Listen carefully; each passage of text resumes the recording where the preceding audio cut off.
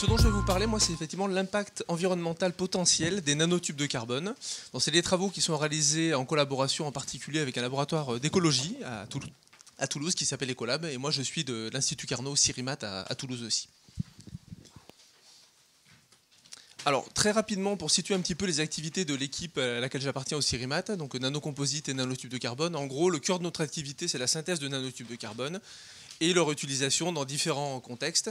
Donc, soit pour faire des matériaux, typiquement donc des matériaux à matrice céramique, métallique ou polymère, ou alors pour des matériaux pour la catalyse, par exemple, donc de la synthèse supportée de nanotubes de carbone, ou alors encore la partie qui est celle dont je m'occupe plus particulièrement, c'est en fait quand on utilise des catalyseurs à base de magnésie, la possibilité d'éliminer ce catalyseur de façon assez facile, récupérer les nanotubes de carbone, et ensuite les utiliser pour des applications très variées, alors de la nanoélectronique au stockage de l'énergie, la chimie, et évidemment les aspects toxicité, impact environnemental et applications biomédicales.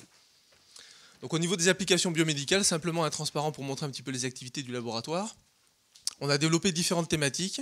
Donc par exemple la vectorisation, typiquement pour des choses qui vont s'apparenter à la thérapie génique, donc la possibilité de faire entrer des choses dans le noyau des cellules, donc médiées par des nanotubes de carbone fonctionnalisés.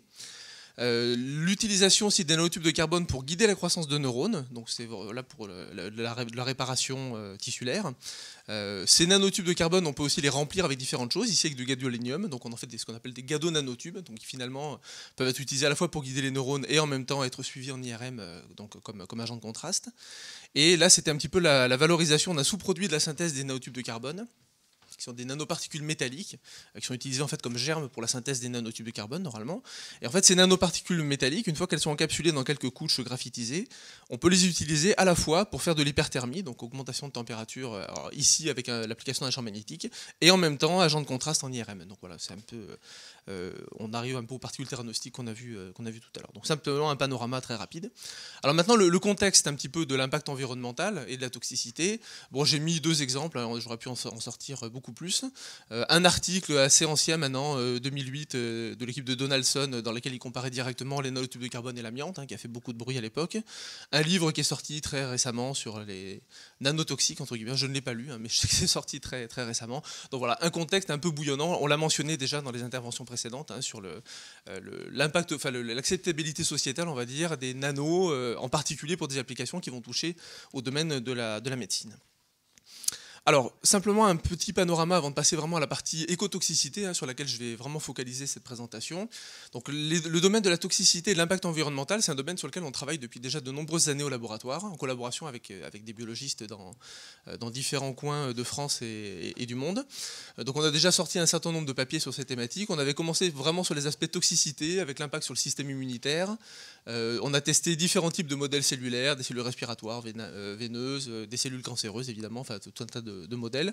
Et au niveau impact environnemental, on a testé différents types de compartiments, en particulier l'eau douce, l'eau de mer et l'interface entre l'eau et les sédiments, qui est particulièrement intéressante au niveau des nanotubes de carbone, puisqu'ils vont avoir tendance à sédimenter assez facilement. Et donc finalement, dans la plupart des cas, c'est là qu'on va les retrouver. Et donc avoir une espèce qui vit à cet endroit-là, j'en parlerai un petit peu à la fin, c'est une larve de moustique, ça peut donner des informations particulièrement intéressantes. Donc dans la plupart de ces études, ce qu'on a regardé, c'est évidemment l'effet de la concentration, donc les effets de dose, s'il y en a, l'influence d'un dispersant ou d'un surfactant, les aspects fonctionnalisation et dans certains cas, la coexposition avec d'autres polluants, parce qu'on peut imaginer que les nanotubes de carbone, de la même façon qu'ils peuvent délivrer des médicaments, pourraient aussi dans l'environnement, s'il y a un polluant qui vient s'absorber dessus, avoir aussi cet effet de vectorisation. Alors, j'en arrive au cœur de la présentation, donc l'impact environnemental. Alors, le contexte très rapidement pour les nanotubes de carbone, je pense que la plupart d'entre vous sont familiers avec ça, mais en gros, la capacité de production pour les nanotubes de carbone est toujours, au moins théoriquement, sur cette courbe en augmentation. On verra si c'est vérifié réellement dans les années qui viennent, mais... Donc ça veut dire concrètement qu'il y a tout un tas d'applications qui sont déjà sur le marché qui contiennent des nanotubes de carbone. Donc ces matériaux vont être utilisés, ils vont vieillir, ils vont éventuellement être mis en décharge ou on ne sait pas trop comment ça va être terminé. Au niveau recyclage, pour l'instant, il n'y a pas grand-chose qui existe. Donc entre la production, de la production à la fin de vie, il y a tout un tas de raisons ou de possibilités de venir contaminer l'environnement. Et en général, la plupart des contaminants se retrouvent dans le compartiment aquatique. D'où l'intérêt d'aller se focaliser sur des espèces qui vivent dans le compartiment aquatique, qui seront donc exposées de façon privilégiée, on va dire, à ces nanotubes de carbone. Alors, ce que je vous montre aujourd'hui, j'ai focalisé sur deux types d'espèces qui vont être représentatifs de deux milieux un petit peu différents. Donc on a la colonne d'eau, avec une larve de crapaud, le crapaud d'Afrique, le xénope, qui est ici. Ça, c'est des travaux qui sont réalisés dans le cadre d'un laboratoire commun qui s'appelle Nautil, entre le CIRIMAT, Arkema, donc Arkema France, et Ecolab, hein, toujours ces trois partenaires. Et on a regardé un deuxième aspect qui est des aspects plus biofilms. Donc là, on a utilisé une espèce de diatomée, que vous voyez ici, qui est une algue photosynthétique, mais j'y reviendrai par la suite. Alors déjà, la deuxième chose que je voulais faire, c'est faire une comparaison entre deux types de nanotubes de carbone. Donc je vais comparer ici des nanotubes de carbone biparois, qui sont ceux-ci, qui sont synthétisés au laboratoire, et des nanotubes de carbone industriels, donc produits par la société Arkema. Donc déjà, pour essayer de faire la différence entre ces deux types d'échantillons, vous avez ici les nanotubes de carbone biparois. Donc on voit une distribution de diamètre relativement homogène. Ces tubes forment ce qu'on appelle des faisceaux, hein, que vous voyez ici. Ils sont relativement rectilignes. Comparé aux multiparois que vous avez ici, ils ont pas mal de défauts de surface, en fait, des défauts topologiques qui font qu'ils ne sont pas aussi rectilignes et donc ils ne peuvent pas non plus faire de faisceaux. Voilà, la distribution de diamètre est un petit peu plus importante, vous en avez des assez fins et des un peu plus larges. Bon, globalement, les multiparois, vous avez entre 5 et 15 parois, contre majoritairement 80% de biparois dans cet échantillon-là. En termes de surface spécifique, ils sont relativement différents. Les biparois sont à peu près 1000 m² par gramme. Les multiparois, on va dire environ 250 m² par gramme. Donc une petite différence de ce côté-là aussi. Ensuite, en termes d'échantillons bruts, bon, la méthode de synthèse est la même. Hein, c'est de la CCVD, donc Catalytic Chemical Vapor Deposition dans les deux cas. Les catalyseurs sont différents. Vous avez du fer-alumine pour le cas des multiparois, donc présence de fer. Et dans le cas des biparois, c'est du cobalt-molybdène supporté sur magnésie. Donc, bon, pour dresser un panorama un petit peu de ces deux échantillons. Alors, je vais commencer par vous décrire le bioessai qui est utilisé avec le xénope. Donc, il faut savoir que c'est un essai qui a été développé par Ecolab initialement, qui a été normalisé ISO, et donc on travaille dans les conditions de cet essai normalisé qu'on a dû adapter un petit peu pour les nanotubes de carbone, puisqu'il était fait pour des substances solubles au départ, mais on est quand même resté sur la base de cet essai ISO. Donc à la base, c'est un essai de génotoxicité. Je vais vous expliquer un petit peu ce qu'on entend par génotoxicité. On peut récupérer tout un tas d'informations. Il est réalisé dans des conditions qu'on appelle semi-statiques. Alors semi-statique, ça veut dire tout simplement que l'essai dure 12 jours, et tous les jours, on va renouveler les milieux. Bon, c'est une petite contrainte, mais ça sert à mimer ce qui se passerait dans une rivière, par exemple. Alors c'est pas un flux continu, mais expérimentalement, c'est quand même plus simple à réaliser, et ça permet d'être dans des conditions un peu similaires. Alors, au niveau de ce qu'on va regarder, eh ben, on a décidé de se focaliser en particulier sur la génotoxicité. Donc, on regarde deux types de choses. On va regarder les dommages à l'ADN primaires. Donc, on va regarder par ce qu'on appelle le test des comètes. Alors, je vais vous expliquer rapidement à quoi ça correspond. Et on regarde aussi des dommages à l'ADN qui ne sont pas réparables et qui vont être observés par l'essai micronoyau. Alors, de quoi s'agit-il? Donc, dans l'essai comète, en fait, ce qu'on va faire, c'est que si l'ADN n'a pas été endommagé, s'il n'a pas été fragmenté, quand vous le soumettez à un champ électrique, on parle de la diélectrophorèse par exemple, rien ne doit bouger. Donc, c'est ce qu'on a ici avec un noyau là, qui n'a pas été endommagé. À partir du moment où l'ADN a été endommagé, donc fragmenté, donc ça correspond à des dommages primaires, quand vous le soumettez à un champ électrique, certains fragments vont pouvoir bouger sous le champ, d'autres ne vont rester en place. Et donc vous avez un aspect de comète. Donc après, en fonction de la longueur de la queue de la comète, de tout un tas de choses, on peut sortir un certain nombre de paramètres. Donc ça, c'est pour les dommages primaires à l'ADN. Ensuite, le test micronoyau, c'est les dommages irréparables. En fait, ça vient du fait que, au moment, si certaines lésions de l'ADN ne sont absolument pas réparables, au moment de la division cellulaire, une partie du matériel génétique va se retrouver perdue dans une des deux cellules filles. Et donc vous avez un petit amas de chromatine qui se retrouve là et qui n'est pas fonctionnel. Hein. Et donc ça se voit très bien sur les images ici. Vous voyez, donc ça c'est une cellule normale et ça c'est une cellule à micronoyau. On voit un petit spot supplémentaire qui correspond donc à du matériel génétique qui s'est perdu. Donc ça c'est absolument irréparable, hein, c'est irréversible. Donc cet essai nous donne des informations sur ces deux types de choses et on va regarder en plus évidemment des paramètres assez simples à observer tels que la mortalité ou de l'inhibition de croissance qui va nous permettre de comparer les différents échantillons et les différentes doses. Alors j'en viens directement au résultat. Concernant le xénope, nous avons observé une toxicité à partir de 10 mg par litre. Alors 10 mg par litre, ça ne vous dira pas forcément grand-chose pour les nanotubes de carbone, mais 10 mg par litre, quand c'est complètement dispersé, l'eau est noire. D'accord ? Donc pour vous donner une idée de l'importance de la concentration, en particulier au niveau environnemental. Alors comment est-ce que se traduit cette toxicité? En fait, elle se traduit sous forme d'inhibition de croissance. Vous avez ici le taux de croissance comparé au contrôle. Donc contrôle négatif, contrôle positif. Le contrôle positif, c'est le contrôle de génotoxicité, hein, qui n'a pas d'influence sur la croissance. et différentes concentrations, 0,1, 1, 10, 50 mg par litre. Donc on voit qu'à 10 mg par litre, on est statistiquement significativement statistiquement plus petit que les contrôles. Donc les animaux sont plus petits quand ils sont exposés à 10 mg par litre, et quand c'est 50, c'est encore pire. Donc voilà, la toxicité apparaît sous forme de retard de croissance. Il n'y a pas de mortalité, mais les animaux sont plus petits que les contrôles.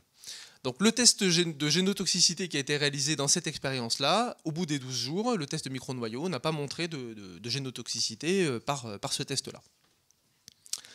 Alors maintenant, la comparaison entre les... Donc ça, c'était sur les nanotubes de carbone biparois. Maintenant, je vais vous présenter la comparaison de ces résultats avec les nanotubes de carbone multiparois, donc industriels. Donc je vous ai déjà présenté ces images tout à l'heure. Le rappel ici des résultats pour les nanotubes de carbone biparois. Et donc pour les multiparois, on réalise des expériences exactement dans les mêmes conditions. Et on observe des retards de croissance à partir de 50 mg par litre. Alors c'est statistiquement significatif à partir de 50. On voit qu'à 10, il se passe déjà quelque chose, mais c'est pas bon. Voilà, on peut pas en tenir compte statistiquement. Au niveau génotoxicité, de la même façon, absence de génotoxicité par le test des micronoyaux. Alors une des raisons pour lesquelles je présente ces résultats, c'est pour insister sur la métrique de la présentation des... Donc là, vous êtes typiquement avec des concentrations en milligrammes par litre, donc des concentrations massiques par unité de volume. Maintenant, on va faire un petit calcul qui est de se dire, et si on représentait ça en nombre de particules par unité de volume ? Ce qui a priori est un peu plus pertinent quand même pour les nanoparticules que la masse, en particulier quand on veut comparer différents échantillons. Alors on peut faire un petit calcul très simple, hein, nous on connaît bien les échantillons, on a toutes les caractérisations en mètres en particulier, on connaît les distributions de diamètre, on connaît le nombre de parois, donc on peut faire le calcul et on se rend compte comme ça que pour une même masse de nanotubes de carbone, vous avez à peu près 25 fois plus de nanotubes de carbone biparois que de multiparois. Donc un facteur 25 en termes de nombre. Alors tout simplement parce que les biparois sont plus légers, on va dire, pour caricaturer, que les multis. Et donc quand vous faites ça, si vous exprimez les résultats cette fois-ci en termes de nombre de particules au lieu de le faire en masse, vous inversez les résultats. D'accord ? Donc il faut être très, très attentif à ça, parce que ça explique un petit peu aussi le flou qu'on a au niveau des résultats qui sont publiés dans la littérature. C'est pas toujours les mêmes nanotubes, c'est pas les mêmes fonctionnalisations, c'est pas les mêmes modèles, et c'est pas forcément toujours les mêmes unités. Voilà. Donc ça ajoute un petit peu à la complexité, mais je pensais que c'était important d'insister sur ce point-là. Alors la question qu'on peut se poser maintenant, c'est où vont ces nanotubes de carbone et quel est l'impact qu'ils vont, enfin pourquoi est-ce qu'ils peuvent éventuellement avoir un impact. Alors vous avez ici une larve témoin, donc ça c'est la zone qu'on observe, hein, c'est juste la tête de la larve. La larve, après exposition aux nanotubes de carbone multiparois, donc on les retrouve essentiellement dans l'intestin, en tout cas d'observation à la loupe binoculaire. Et quand on fait l'observation pour les larves exposées aux nanotubes de carbone biparois, on les retrouve à la fois dans l'intestin et dans les branchies que vous devinez ici. Donc déjà, en fonction du type de nanotube de carbone, des voies d'exposition différentes. De l'ingestion uniquement a priori pour les multis, et ingestion et voie respiratoire pour les biparois. Alors pourquoi ? Tout simplement parce que leur morphologie n'est pas la même. Les tubes Archema, ils forment des pelotes assez grosses en fait. Donc on estime qu'a priori, ils vont moins passer par les branchies que ce que peuvent le faire les biparois. Donc là, vous avez des coupes histologiques que je montre simplement pour la comparaison. L'animal sain, donc c'est une coupe de l'intestin. Donc on voit ici la barrière intestinale et puis l'intérieur de l'intestin. On voit des amas noirs dans les deux. Bon, c'est pas tellement une surprise, on les voit déjà en optique. Hein. Donc on va essayer d'aller un petit peu plus loin pour voir de quoi il s'agit. Alors, des images ici en microscopie électronique à transmission, cette fois-ci. Alors, vous ne voyez rien, c'est normal. C'est le contenu de l'intestin. L'idée, c'est de savoir, on voit des nanotubes de carbone en optique. En fait, la véritable question, c'est est-ce qu'ils sont capables de traverser la barrière intestinale. Donc, alors là, j'espère que vous le verrez un petit peu quand même, mais quand on défocalise un petit peu l'image, on floute tout le reste et on augmente le contraste autour des nanotubes. Donc ici, on ne les voyait pas très bien, mais là, on commence à voir les nanotubes de carbone dans le milieu intestinal. Et cette image est un peu plus intéressante, donc de la même façon, ça c'est l'image à la bonne focalisation, et si on floute un petit peu, en fait on voit, enfin j'espère que vous le voyez, un nanotube de carbone ici, qui est déposé contre les microvillosités, donc il est au niveau de la barrière intestinale. Donc la vraie question c'est, est-ce qu'il est capable de passer ou pas ? Quelque chose que je n'ai pas précisé, le test qu'on réalise en particulier pour les micronoyaux est un test sur les érythrocytes, donc les globules rouges. Donc en gros, les résultats qu'on observe ont l'air d'être a priori, enfin ils sont plutôt indirects, et ils ne seront directs que si les nanotubes sont capables de passer la barrière et d'atteindre le sang. Alors, une autre technique de caractérisation qu'on peut utiliser, c'est la spectroscopie Raman. Je ne vais pas rentrer dans les détails, mais tout simplement, ça c'est un exemple de spectre Raman de nanotubes de carbone. Il y a des pics assez caractéristiques et très intenses, donc c'est une technique spectroscopique assez utile pour caractériser les nanotubes de carbone, en particulier dans le vivant. Donc vous avez ici une image en lumière blanche, et vous avez ici la cartographie Raman correspondante. Donc pour faire la cartographie Raman, qu'est-ce qu'on fait? On va sélectionner une bande caractéristique des nanotubes de carbone qui n'est pas présente évidemment dans la matrice dans laquelle on veut travailler, et on va aller scanner la surface avec un laser et donc rechercher la présence de cette bande. Donc voilà la cartographie Raman qu'on observe. Voilà la superposition de l'image en lumière blanche et de la cartographie Raman. Donc on trouve des nanotubes de carbone à certains endroits, mais information intéressante, tout ce qui est noir n'est pas forcément des nanotubes de carbone, en particulier quand on est dans l'intestin. Voilà. Alors, une chose encore un peu plus intéressante qu'on peut faire et qui prend moins de temps en plus, donc c'est d'autant mieux. Au lieu de faire une cartographie d'une surface qui prend quand même pas mal d'énergie et de temps, c'est faire simplement des profils en ligne. Donc là, en l'occurrence, alors je décris l'image, vous avez ici donc la lumière intestinale, donc l'intérieur de l'intestin, ici la barrière intestinale, et donc là le tissu musculaire de l'intestin. Donc, qu'est-ce qu'on voit? On a ici donc la même chose, on suit le signal Raman, donc on trouve du nanotube de carbone à l'intérieur, ce qui n'est pas non plus, toujours pas une surprise, et dès qu'on s'approche de la barrière, le signal tombe à non détectable. Il tombe pas, je ne dis pas qu'il tombe à 0, je dis qu'il tombe à non détectable. On est en dessous de la limite de détection. Donc ça laisse penser quand même que les nanotubes de carbone franchissent pas trop la barrière, mais à la limite de détection du Raman. Alors, on retourne à la microscopie électronique à transmission et on va regarder cette fois de l'autre côté de la barrière. Donc vous avez ici la partie tuyauterie de l'intestin, la lumière intestinale, les microvillosités qu'on voyait ici, on avait notre nanotube de carbone qui était là tout à l'heure. Maintenant, est-ce qu'ils sont passés de l'autre côté dans le tissu? Alors en fait, quand on zoome et qu'on va regarder quelque part par ici, on en trouve un, par exemple là. Je le dis d'entrée de jeu, qui est orienté dans la direction de découpe, puisqu'il faut préparer les échantillons en faisant des coupes, microtomes, et ensuite on fait l'observation microscope à transmission. Donc déjà, première chose, il est orienté dans la direction de découpe, donc ça peut déjà mettre la puce à l'oreille.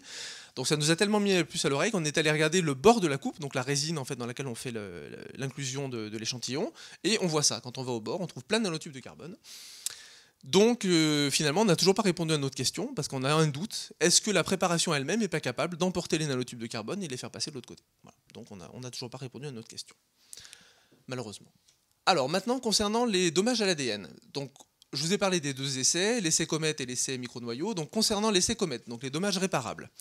Là, on a fait une mesure à 24 heures, donc à la fin du premier jour d'exposition, et une mesure en fin d'exposition à 12 jours, donc qui est dans les conditions du test micronoyau, qui est réalisé lui uniquement en fin d'exposition. Donc à 24 heures, en fait, vous avez ici la comparaison, donc ça il y a toujours un contrôle positif, vous avez ici les deux concentrations les plus faibles, 0,1 et 1 mg par litre, et on est bien positif, donc il y a un effet de dommage à l'ADN en termes de dommages primaires, et donc réparables. Alors, c'est justement ce qu'on voit quand on a les résultats au bout de 12 jours. En fait, vous avez ici, pour ces deux concentrations, après 12 jours, il n'y a plus du tout de signal. Le test comète est négatif. Et donc, en fait, ça veut dire que ces dommages, qui ont lieu au temps court, se réparent. Et donc, après 12 jours d'exposition, ils ont complètement disparu. Le test comète est négatif. Le test micronoyau, de la même façon que jusqu'à présent, en fait, on n'a pas de signal positif à aucune concentration. Le seul signal positif, c'est le contrôle. Voilà. Donc, en conclusion, par rapport à ces essais de génotoxicité sur le xénope, on voit en fait des effets autant très courts, mais qui disparaissent, donc qui se réparent, donc des dommages primaires, au fur et à mesure que l'exposition continue. Donc c'est certainement des effets de stress oxydant indirect a priori, puisqu'on n'a toujours pas de preuve vraiment que nos globules rouges soient en contact direct avec les nanotubes. Au bout de 12 jours, aux faibles concentrations, donc pas de mortalité, pas d'inhibition de croissance, pas de génotoxicité, donc jusqu'à 10 mg par litre dans certains cas. Et on commence à avoir la toxicité chronique sous forme d'inhibition de croissance à 10 ou 50, donc en fonction du type de nanotube. Voilà. Et voilà, c'est ce que je voulais dire sur cette partie-là. Alors, le deuxième modèle, c'est le modèle diatomée. Donc le modèle diatomée, pourquoi est-ce qu'on a décidé de travailler là-dessus? C'est pour avoir des informations sur les aspects biofilms. Donc l'intérêt des diatomées, c'est qu'elles sont très présentes dans les biofilms, justement. Elles sont à la base de nombreuses chaînes alimentaires, donc ça c'est aussi très intéressant quand on veut commencer à étudier des milieux un peu plus complexes. Et puis des raisons pratiques, elles croissent assez rapidement, la culture est assez facile dans les laboratoires, et ça coûte pas très cher, donc c'est encore un argument supplémentaire pour utiliser ce type de modèle. Donc ce sont des algues photosynthétiques, et alors vous allez voir pourquoi c'est important et c'est intéressant. Au niveau des expériences, on a essayé de voir s'il n'y avait pas un effet d'ombrage. Alors c'est pas nous qui avons eu l'idée, hein, ça avait déjà été publié en 2011. Quelqu'un qui a mis en effet en évidence cette possibilité d'un masquage, enfin, ou d'une augmentation de la toxicité par un effet d'ombrage. En gros, on prive les algues de lumière et à la fin il y en a moins ou elles sont plus petites, tout simplement à cause de cet effet-là. Donc on a monté une expérience que je vais vous décrire pour essayer de s'affranchir de cet effet d'ombrage, ou en tout cas pour le mettre en évidence. Et la deuxième chose qu'on a regardé, c'est l'influence de la matière organique naturelle. Alors, dans le milieu naturel, vous avez des dispersants. Dans l'eau de rivière, dans les mares, vous avez tout un tas de matières organiques naturelles, en particulier des acides humiques, acides fluviques. Et donc cette matière organique naturelle, elle va avoir un effet de dispersant. Donc en laboratoire, on travaille soit en eau désionisée, soit on rajoute des surfactants de façon artificielle. Mais dans le milieu naturel, vous allez avoir à une concentration variable des dispersants. Donc c'est intéressant de voir ce qui se passe avec ces dispersants naturels. Donc là, on a regardé l'influence sur l'inhibition de croissance, sur la mortalité, et puis les aspects interaction avec le biofilm. C'est ce que je vais vous montrer à l'instant. Alors concernant le dispositif expérimental, il est le suivant. Donc on a travaillé avec des plaques 12 puits en plastique transparent. On a deux types d'exposition. Soit en fait on met les diatomées toutes seules dans leur milieu de culture, soit on met les diatomées en présence de nanotubes de carbone. Donc là c'est l'interaction directe entre les nanotubes et les diatomées. Et ensuite par-dessus on va rajouter une deuxième plaque identique à la première, soit avec une suspension de nanotubes, soit avec simplement du milieu de culture. Donc dans ce cas-là, on a un effet indirect par ombrage, et dans ce cas-là, c'est l'interaction directe avec les nanotubes de carbone, et on s'applique du milieu de culture dessus pour mimer l'exposition, enfin le système précédent. Ensuite, ces petits montages sont encapsulés, on va dire, packagés dans des boîtiers, de manière à ce que la lumière arrive que par le haut, hein, de manière à s'affranchir d'effets indirects. Et on a une petite boîte par condition, et on va voir ce que ça donne. Alors la première chose qu'on regarde ici, c'est l'influence de la matière organique naturelle. Alors sans surprise, quand on rajoute un dispersant, vous avez ici pour les biparois, ici pour les multiparois. Au fur et à mesure que la concentration en matière organique naturelle augmente, vous avez un effet de dispersion sur le. Alors je rajoute en vitesse que la microscopie électronique à transmission n'est pas forcément le meilleur outil pour mettre en évidence ce genre de choses. Ça tombe bien, ça illustre ce que je veux dire. Mais en fait, pour préparer une grille de mètres, il faut sécher l'échantillon. Donc il y a une réagglomération qui peut se produire. En fait, il faudrait faire du mètre en mode cryo pour être sûr de voir vraiment ce qui se passe dans le liquide. C'est un peu plus compliqué à faire. Donc on s'est contenté de ça, mais ça va quand même globalement dans le bon sens. Alors, quels sont les résultats qu'on obtient? Donc là, on va comparer les nanotubes de carbone biparois, que vous avez ici, et les nanotubes de carbone multiparois, avec matière organique naturelle ajoutée ou sans matière organique naturelle ajoutée. Alors première chose, les tendances, déjà pour simplifier les choses, les tendances sont les mêmes pour les biparois et pour les multiparois, on n'a pas d'écart particulier. Alors commençons à regarder ce qui se passe ici, donc pour les nanotubes de carbone sans matière organique naturelle ajoutée. Vous avez ici donc le taux de croissance, le contrôle ici en blanc, et les différentes conditions expérimentales avec une concentration qui augmente de 0,1 à 50 mg par litre. Vous avez en gris les conditions expérimentales avec l'effet d'ombrage, et en noir les conditions expérimentales avec le contact direct entre les diatomées et les nanotubes. Donc on constate que pour les biparois ou pour les multiparois, on n'a pas d'effet d'ombrage, quelle que soit la concentration, et on observe un effet direct uniquement à la concentration la plus élevée, 50 mg par litre. Maintenant, quand on rajoute la matière organique naturelle, on voit qu'on a un effet d'ombrage qui commence à apparaître. Alors ici à 10 mg par litre, ici à 10 mg par litre aussi, donc idem pour les doubles ou pour les multiparois. Et en termes de toxicité directe, vous voyez qu'on commence à avoir des effets à 1 mg par litre ou à 0,1 mg par litre, en fonction qu'on travaille sur les bi ou sur les multis. Donc on a un effet très significatif de la matière organique naturelle, à la fois sur l'effet d'ombrage et en termes d'interaction directe avec les nanotubes de carbone diatomés. Alors, pour essayer d'aller un petit peu plus loin, pour illustrer un petit peu mes propos, vous avez ici une dispersion de nanotubes de carbone dans le milieu de culture. Donc ici, c'est 50 mg par litre, donc la concentration la plus élevée. Donc sans ajout de matière organique naturelle, dans aucun des deux cas. Donc les nanotubes tout seuls, et là, les nanotubes de carbone en présence de diatomées. Donc on voit que rien que la présence des diatomées, en fait, va conduire déjà à une dispersion des nanotubes. Alors pourquoi? C'est en fait l'interaction avec le biofilm. Alors vous avez ici des images en microscopie en lumière blanche ici ou en microscopie électronique à balayage à la même échelle à peu près. On a coloré le biofilm pour qu'il soit visible, donc on le voit ici, cette espèce de petit maillage qu'on voit en arrière-plan, et les diatomées là au premier plan. Donc le contrôle négatif ici, et là en présence de nanotubes de carbone. Donc bon, ça nous indique à cette concentration qu'on a bien des agglomérats de nanotubes. Ça ne veut pas dire qu'on n'a pas des tubes individuels aussi, mais c'est simplement qu'on ne peut pas les voir à cette échelle-là. Donc en microscopie électronique à balayage, on voit exactement la même chose en fait. Maintenant, si on va à plus fort grandissement, ici le contrôle négatif, donc on observe toujours nos diatomées, ici, et on voit très bien une sorte de petite dentelle là qui correspond au biofilm. Donc c'est des exopolysaccharides qui sont synthétisés par les algues et qui sont présents dans tout le milieu. C'est le maillage qu'on voyait sur les images précédentes. En présence de nanotubes de carbone, en fait, l'information intéressante, c'est que ces nanotubes de carbone ne semblent n'être en interaction qu'avec le biofilm. On ne retrouve pas de nanotubes de carbone directement en contact avec la diatomée. Donc le biofilm a l'air de capter tous les nanotubes.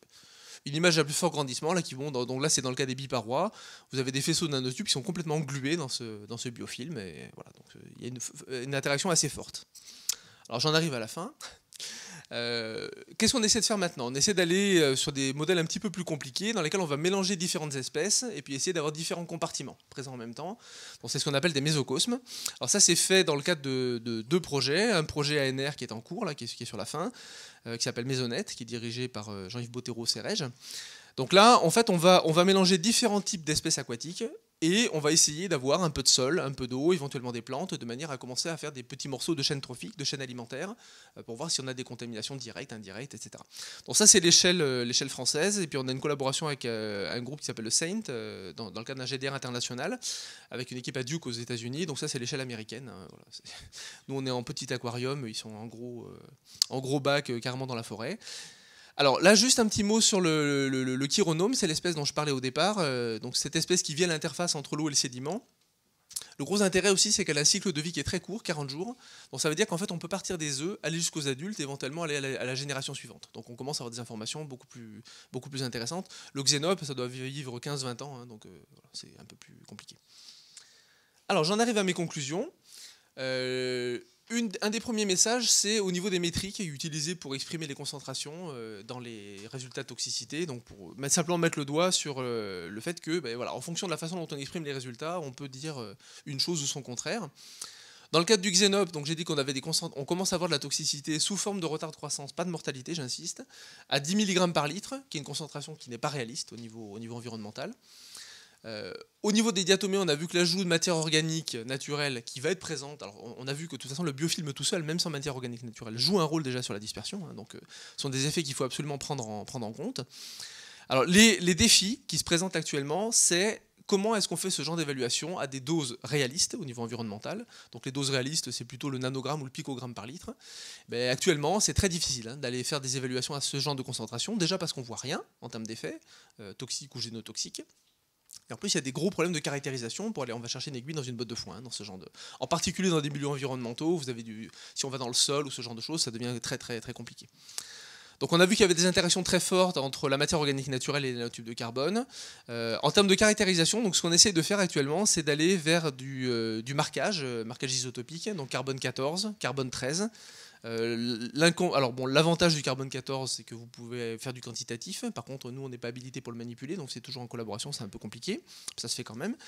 Par contre, le carbone 13, c'est beaucoup plus intéressant parce que ça, on peut le manipuler nous-mêmes. Alors, on a moins les aspects quantitatifs, mais on peut aussi faire de l'imagerie avec la microsonde nucléaire, par exemple.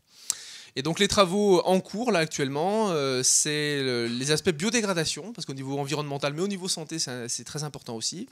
Il y a quelques articles là qui commencent à montrer que les nanotubes de carbone oxydés peuvent être dégradés par des enzymes, en particulier des peroxydases. Donc ça, c'est des choses qu'il faut absolument regarder et qu'on regarde dans le cadre d'un projet ANR.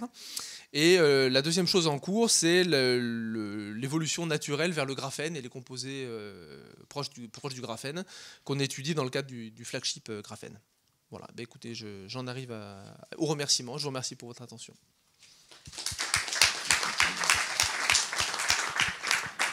Merci beaucoup Emmanuel. Donc nous avons du temps pour des échanges et des questions. Oui.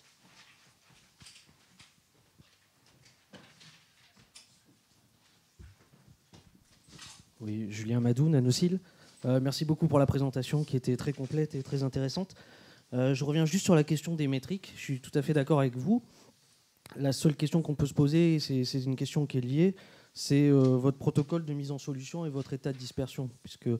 Est-ce que ce qu'on caractérise, c'est des nanotubes isolés ou est-ce qu'on est encore au niveau des agrégats ou des bundles de nanotubes ? Alors, c'est une excellente question et ça dépend beaucoup du type de nanotube. Une des difficultés qu'on a, donc typiquement, alors pour vraiment mettre en effet pour vraiment mettre en évidence les effets, l'idéal, ça serait de travailler avec des tubes individuels. On va maximiser.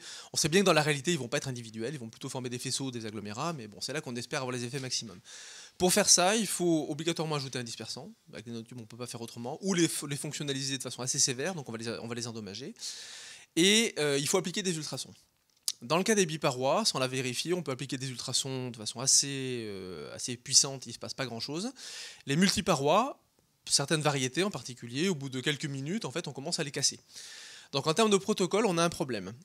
Donc nous, le choix qu'on a fait, c'est de faire des comparaisons avec et sans dispersant, déjà pour essayer de voir un peu ce qui se passait, et ensuite d'appliquer des ultrasons dans une gamme la plus limitée possible. Donc forcément, on a des agglomérats. Voilà, mais il y a toujours un biais, hein. Quel que soit ce qu'on essaie de faire, on a toujours un biais. Soit on fonctionnalise la surface et du coup on modifie l'interaction, soit on les casse et du coup ils n'ont plus la même longueur. Bref, donc c'est une excellente question sur laquelle on se casse un peu les dents comme tout le monde. J'ai juste un complément. Justement, donc, vous montrez qu'en gros, en oubliant la question sur le métrique, que le double wall et le multi-wall a à peu près sensiblement les mêmes caractéristiques aux quantités qui sont étudiées. Est-ce que vous êtes capable de généraliser à tout type donc de multi-wall ou de double wall, ou le test reste quelque chose à faire pour chaque typologie de produit? Alors, pour moi, le test reste à faire, hein, parce que je n'ai pas présenté d'autres résultats sur l'influence de la fonctionnalisation. Si on fait des traitements d'oxydation, par exemple, pour ajouter des fonctions acides en surface, on change complètement les résultats.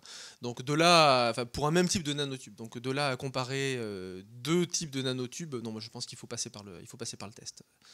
Il y a des grandes tendances, voilà, la longueur, l'agglomération, etc. Mais on peut pas extrapoler. Moi, je ne m'aventurerais pas à le faire. Oui, une autre question?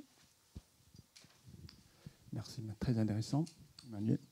Alors, on est parti au départ avec plusieurs paramètres.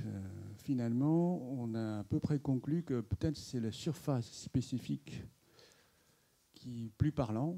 Le problème, c'est que cette surface, elle n'est pas constante. Elle évolue pratiquement tout au cours, au début de préparation, une fois administrée, etc. Donc on n'a pas pu avancer que ce que tu as dit. Mais ce qui prouve que lorsqu'on compare, analyse les résultats dans la littérature, il y a tout et tout. Oui, c'est ce que j'essaie de dire en fait. Voilà, la comparaison des résultats est très compliquée. En plus, en termes de surface spécifique, donc ça peut être très très variable d'un échantillon à un autre. Il y a des échantillons de nanotubes qui font encore moins que. Là, c'était 250 m² à peu près pour les tubes Arkema. Ça peut descendre à 100 m² par gramme. Nous, on monte à 1000 à peu près, donc déjà il y a un facteur 10. En plus, je n'ai pas parlé d'autres effets qu'il peut y avoir. C'est tout simplement, en général, on mesure les surfaces spécifiques par absorption de gaz. En fait, ce qui serait vraiment intéressant, c'est l'absorption de l'eau plutôt.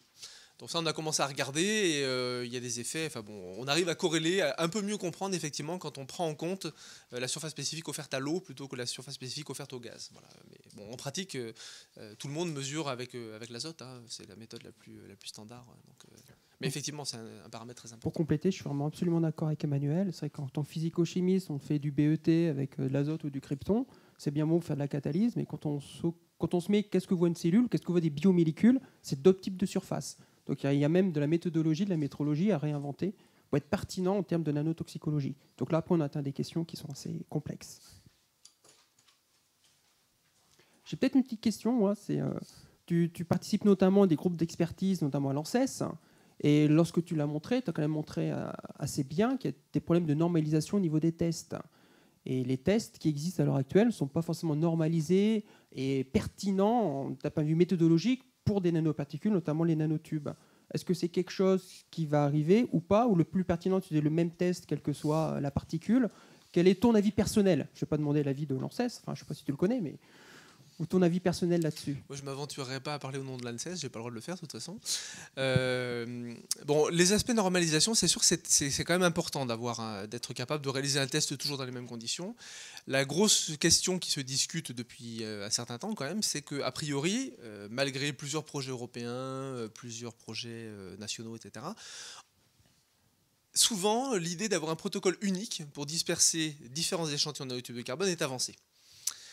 Et jusqu'à présent, les résultats montrent qu'il n'y a pas de protocole unique. Et que différents types de nanotubes de carbone vont se comporter de façon différente. Alors il y aura des grandes tendances. Donc on pourra certainement proposer des protocoles qui seront à peu près bons pour l'ensemble, mais un protocole qui soit vraiment adapté, je pense qu'un protocole adapté, ça dépend du type de nanotube. Donc en termes de normalisation, ça pose un gros problème. On peut pas, la norme, c'est une norme, elle ne peut pas avoir des cas particuliers en permanence. Donc moi, je suis assez perplexe par rapport à cette question-là. Oui, François. Donc François Lux, ILM. On a vu un petit peu plus là pour les aspects donc, de toxico-environnemental. Je me demandais pour un peu plus pour le domaine de la santé, on envisage de plus en plus ces nanotubes justement, et donc là il y aura un contact avec le sang qui sera plus grand. Oui. Et je voulais savoir un petit peu votre avis en tant que spécialiste un peu des nanotubes, si vous pensez justement qu'il y a un avenir pour la santé à ces nanotubes ou pas. Alors, j'en ai pas parlé. Il y a deux types d'applications en règle générale, en particulier pour les nanotubes. Vous avez une application dans laquelle on va avoir les nanotubes de carbone plus ou moins individuels ou en petits faisceaux, pour de la délivrance de médicaments, par exemple, comme agent de contrat, tout ce qu'on veut. Là, je ne sais pas trop répondre. Par contre, il y a un deuxième type d'application qui est plus pour l'ingénierie tissulaire, dans lequel les nanotubes de carbone, là, ils ne sont pas circulants, ils sont sur un substrat. Et là, ça, j'y crois. J'y crois parce que jusqu'à présent, personne n'a jamais montré de toxicité sur des nanotubes de carbone déposés sur un substrat. Et non seulement on n'a pas démontré ça, mais on a démontré le contraire, on a démontré que les cellules aiment bien pousser sur des substrats de nanotubes de carbone. Donc pour ce type d'application, là, je commence à y croire assez fort.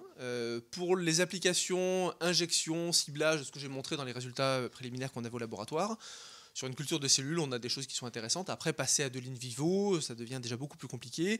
Et il y a tout un tas de problèmes. En fait, comment dire, la problématique n'est pas du tout la même. Des nanotubes de carbone plus ou moins individualisés en direct, qui arrivent comme ça sur des cellules, ils vont pouvoir pénétrer d'une manière ou d'une autre les nanotubes assez facilement dans les cellules, quelle que soit leur fonctionnalisation d'ailleurs. D'un autre côté, quand c'est un nanotube de carbone qui est posé sur un substrat, la surface, elle le voit comme partie intégrante du substrat. Donc elle voit une modification de la rugosité, de la rigidité. Il y a des choses qui viennent s'absorber préférentiellement sur les nanotubes. Les effets qu'on a montrés sur le guidage des neurones, c'est exactement ça. Donc il y a les aspects un peu électriques, la conductivité des nanotubes, et le fait qu'on a tout un tas de composants du milieu de culture qui viennent s'absorber sur les nanotubes. La rugosité leur plaît beaucoup, et donc les neurones, ils adorent pousser sur les nanotubes de carbone. Donc je crois plus à ce type d'application. Et les autres, bon, c'est toujours étudié. Maintenant, tous les gens qui faisaient ça sur les nanotubes font ça sur le graphène. On retrouve exactement la même chose. Bon, je ne suis pas sûr que le graphène soit plus adapté non plus tout le temps, mais...